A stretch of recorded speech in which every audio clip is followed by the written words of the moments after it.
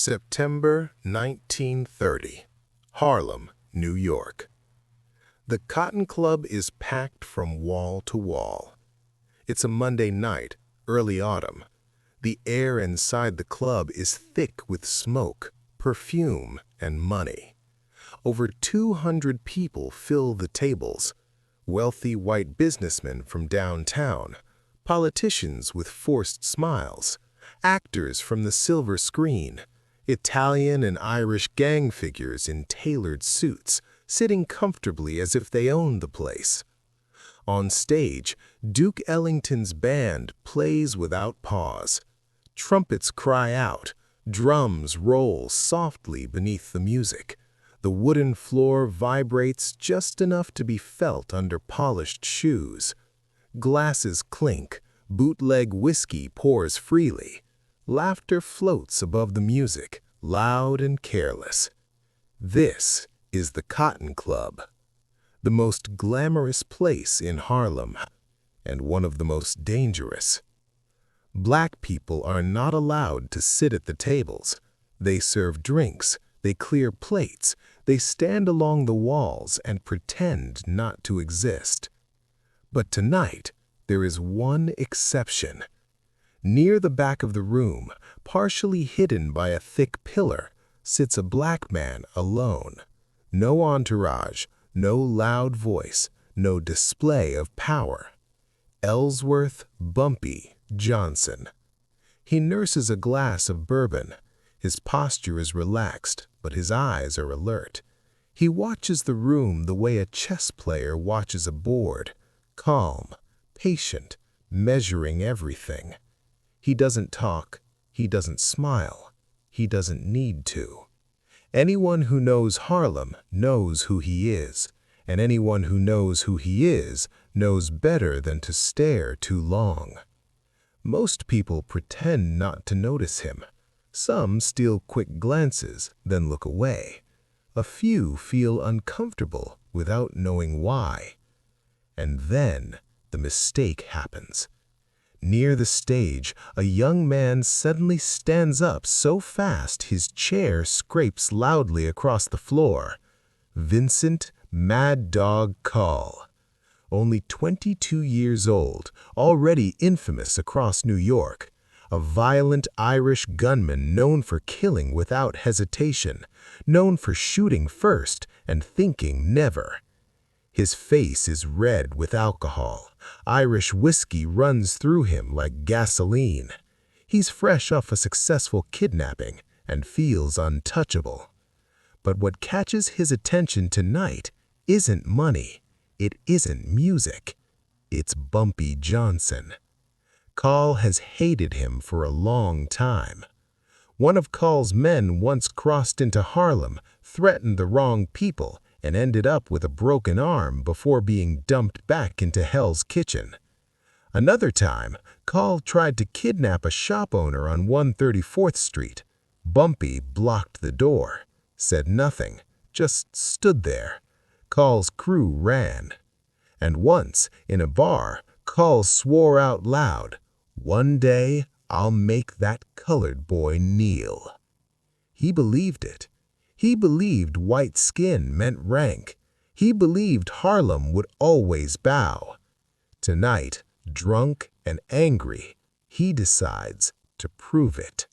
He starts walking straight across the Cotton Club, straight toward Bumpy Johnson. His bodyguards panic. They grab his arm, whisper urgently, "Vinny, not here. Not tonight." Coll shakes them off. Heads turn, conversations die, even the band stumbles slightly. When Coll reaches Bumpy's table, the room goes silent. He slams his hand down hard, the bourbon glass tips and spills, and then he shouts. Loud, ugly, clear enough for everyone to hear. A racial insult, then another, then worse.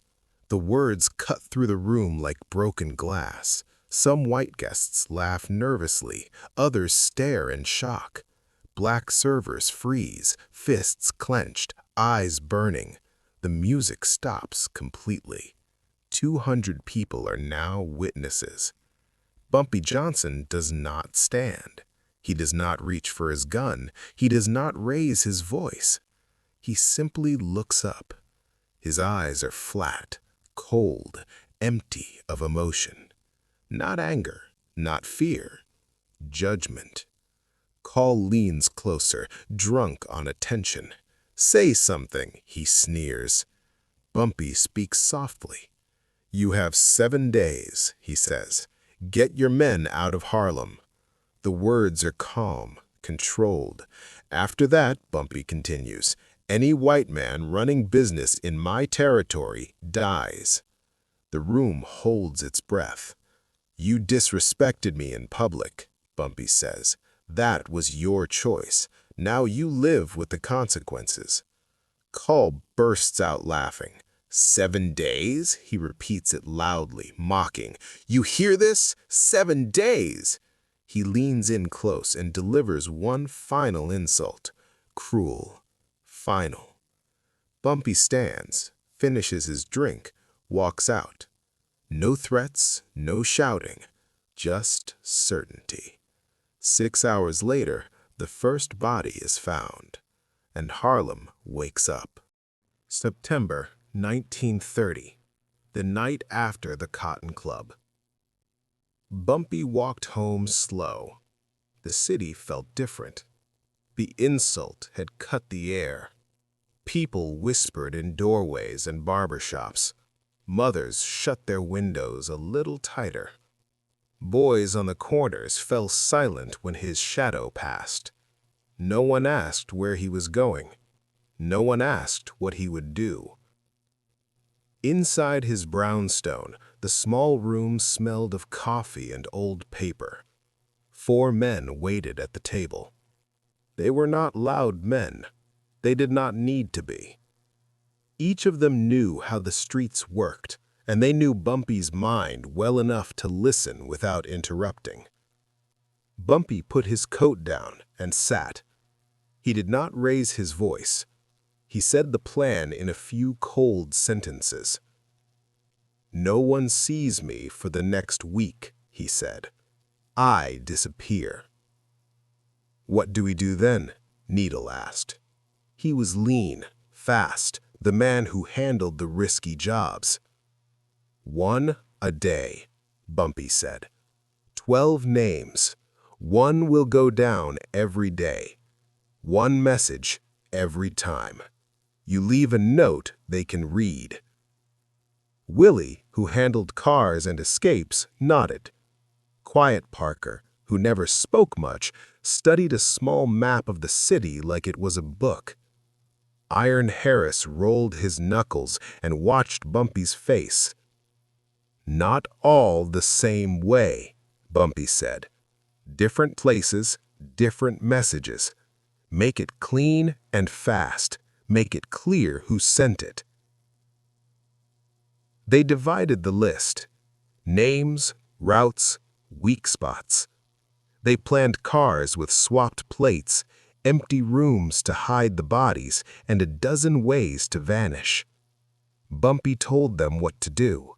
They set times. They checked watches. The plan was calm, like loading a gun and putting it back in the drawer. Bumpy left before dawn. No one saw him again for 7 days. The first body was found before breakfast. A sanitation worker rolling a large metal trash can on the Lower West Side saw the lid heavy and opened it. Inside, a man lay folded like trash. Blood had dried around him. A small note was pinned to his coat. 1 down, 11 to go. Word spread like a wind that smelled of rain. Hell's Kitchen woke to the news and shook as if someone had slapped it hard. Coll paced his room and cursed the air. He called men, screamed, threatened. No one knew where Bumpy was. No one in Harlem answered his calls. The city's underworld buzzed on bare wires. People were afraid to speak. The second body turned up near the river before the sun rose. A jogger saw a shape along the concrete and screamed. The police found a man face down with his head caved in. The same note: 2 down, 10 to go. Coll started to lose his edge. He smashed glasses and hit walls. He sent out men to search Harlem, to ask questions. Men came back with empty hands. No one in Harlem would sell him a name. No one would tell him where Bumpy hid. The neighborhood had closed like a fist. The third body was discovered behind a laundry on a narrow street. The man had been stabbed many times. The note said, 3 down, 9 to go. This one hit harder. Coll's crew began to think the killings were not random. They were planned, specific, and meant to terrify. Coll called for meetings in back rooms. He pushed men, threatened them, promised more money. Money did not work. Bullets did not work. Coll felt the city shift under his feet.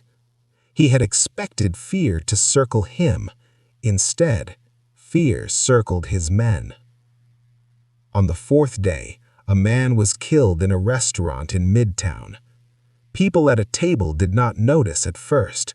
Then, a chair scraped, a body slumped, a quiet shock. 2 men left as if they had paid their bill. The note lay on the tablecloth. 4 down, 8 to go. On the 5th day, a body hung from a beam near the docks. The patrol officers who found it felt cold in their bones. A note pinned to the belt. 5 down, 7 to go. The docks closed for a day. Shipmen whispered. The city felt smaller and meaner. Bumpy's men worked like surgeons. They did not brag. They did not leave fingerprints. They moved on long, thin routes each day and then melted into crowds. The killings were quick and precise. The notes, simple and sharp, read like a clock. 6 down, 6 to go. 7 down, 5 to go. Coll had never been trained for this kind of war. He wanted to fight with noise and armies. He wanted to scare people. This was a quiet war. It ate men one by one. It left the rest staring at the mirror and wondering how small their world had shrunk. The newspapers screamed with headlines, but they could not catch the truth. The police tried to follow threads. They looked at enemies, at rival gangs, at old grudges. They scoured the city for patterns. They checked plates, watched docks, and sat on rooftops. They did find one small thing. The handwriting on the notes looked the same. But no name, no prints. Just a slow, steady voice that grew louder in silence. On the 6th day, a man was found near the Apollo Theater. He had been strangled with wire, a quiet death, as if someone did not want the sound of gunfire to wake the neighborhood. The note said, 10 down, 2 to go. People in the theater shook. They had felt safe near music. That safety fell apart in a night. By the 7th day, Coll had lost 3 lieutenants to fear and flight. Men he counted on fled the city, took new names, boarded trains in the night. Coll's hands shook when he lit a cigarette. He told himself he would find Bumpy and end it. He promised blood, but he could not find the man. On that night, a small fire burned in an apartment that Coll had thought hidden. Flames licked the curtains. Men tried to climb out. Doors burst open with the sound of bodies crashing. 2 guards fell to shotguns on the pavement. The last lieutenant, the one Coll trusted with everything, leapt through a window and tried to run. A single bullet cut his life. A small note was pinned to his scorched shirt. 12 down. Harlem belongs to Harlem. Coll did not scream. He did not fight. He left town with a suitcase in his hand and a hollow look on his face. He rode trains until the rails blurred. He slept in cheap rooms and did not go out. He had run from the city he had once walked like a king. Harlem breathed again. The neighborhood shut its doors for a while, then opened them slowly. Men on stoops nodded. Women dried tears in the kitchen, but they held their heads high. Bumpy reappeared one early morning on Lenox Avenue like a shadow returning from a long walk. No fanfare, no men behind him.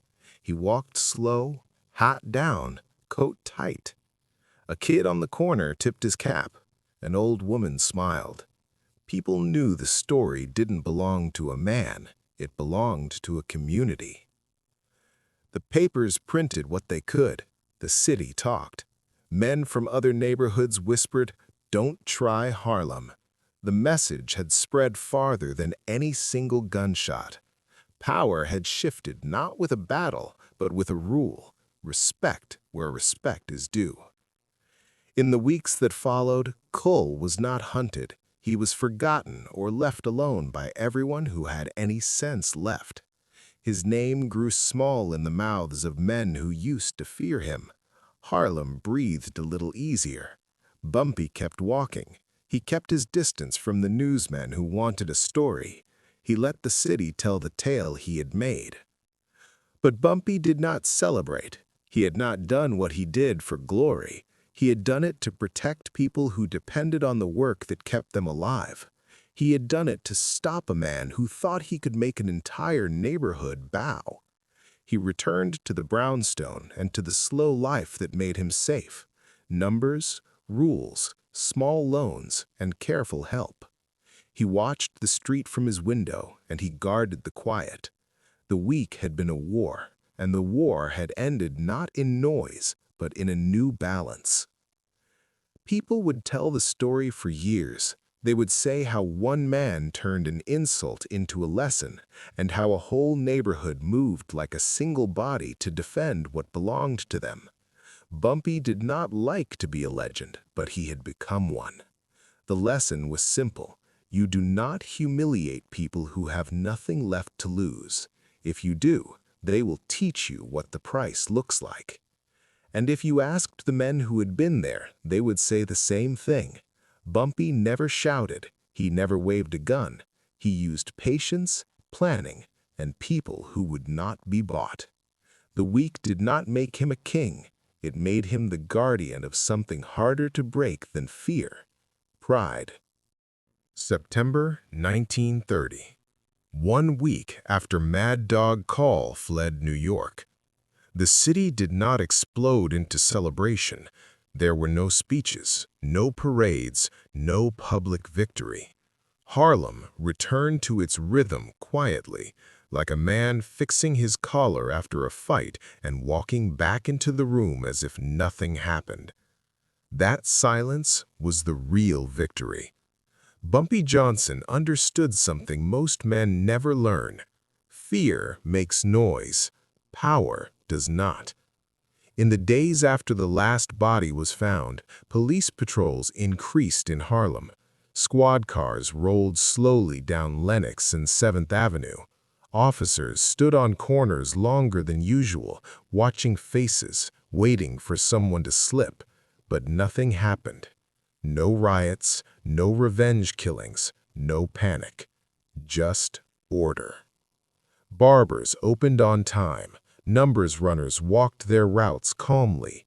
Club owners unlocked their doors at dusk like they always did. The streets were almost peaceful in a way that made outsiders uneasy. The police could feel it. Something had changed, but there was nothing they could arrest. Inside police precincts, detectives studied maps with red pins marking the 12 deaths. Midtown, Harlem, Brooklyn, the Bronx. Different weapons, different methods, same message. This wasn't chaos, one detective muttered. This was management. They suspected Bumpy. Everyone did, but suspicion wasn't evidence. No witnesses came forward, no informants talked, not a single person was willing to trade Harlem's silence for police protection. Harlem had made its choice. 3 days after Coll disappeared, a meeting took place in a quiet back room downtown. Irish gang leaders from Hell's Kitchen sat with Italian intermediaries. No one spoke loudly, no one joked. The conclusion was simple. Harlem was off limits.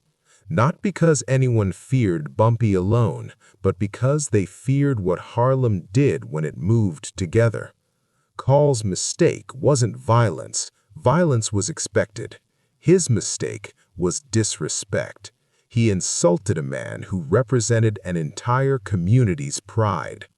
And pride, once wounded publicly, does not heal quietly. Bumpy Johnson returned to his routines carefully. He did not rush back into visibility. He appeared where he needed to be and nowhere else. He listened more than he spoke. When people thanked him, he stopped them with a raised hand. "This wasn't about me," he said once to a club owner. "This was about lines." He believed in lines, where you stepped, where you didn't, what you said, what you never said out loud. Weeks passed. Autumn deepened. The city moved on to new scandals, new killings, new headlines. Mad Dog Coll became a rumor, a ghost name whispered in bars. Some said he was hiding. Some said the Italians would finish him eventually for bringing too much attention. But Harlem didn't chase him. Bumpy had already won. Young men growing up in Harlem heard the story in fragments, not in newspapers, on stoops, in barbershops, in quiet talks between older men who had seen enough to understand. They learned that power didn't always look like rage. Sometimes it looked like patience, planning, discipline. They learned that you don't answer insults with noise, you answer them with consequences. Years later, reporters would try to write the story as a gangster bloodbath, numbers, bodies, brutality. But they missed the truth. The truth was simpler. Mad Dog Coll tried to make Harlem feel small in public. Bumpy Johnson made him feel small in private, one step at a time, until there was nothing left to stand on. And that became the Harlem rule. Never insult publicly what you cannot control privately. Bumpy Johnson walked through Harlem in the early mornings after that week. Same coat, same slow steps, same quiet eyes. Kids nodded, old men tipped hats, women smiled without saying a word. No one called him a hero. They called him necessary. Because Harlem didn't need a loud king. It needed a man who understood when silence was stronger than bullets. And after September 1930, every gang in New York understood one thing clearly. You could do business in Harlem, you could negotiate in Harlem, but you never, ever disrespected Harlem. Because once you crossed that line, the city itself would answer. And it would answer slowly, precisely, and without mercy.